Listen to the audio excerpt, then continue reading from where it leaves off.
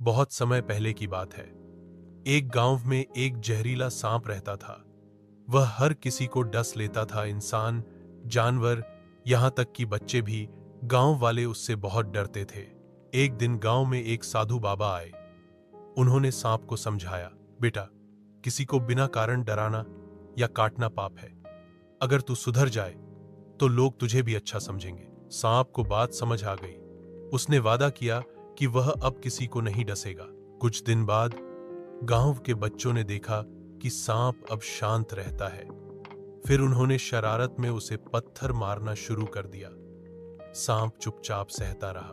कुछ समय बाद वही साधु बाबा दोबारा लौटे। उन्होंने देखा कि सांप घायल है, कमजोर हो गया है। साधु ने पूछा, ऐसा क्या हुआ?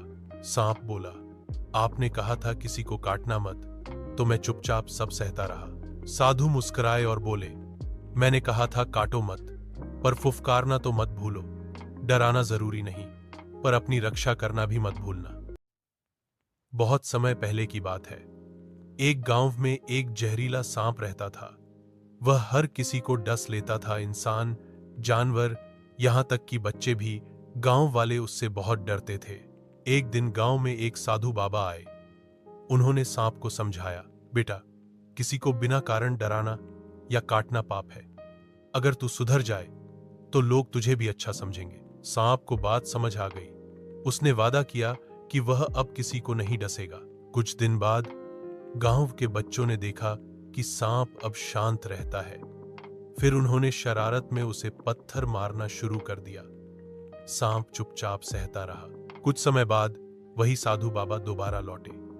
उन्होंने देखा कि सांप घायल है, कमजोर हो गया है। साधु ने पूछा, ऐसा क्या हुआ?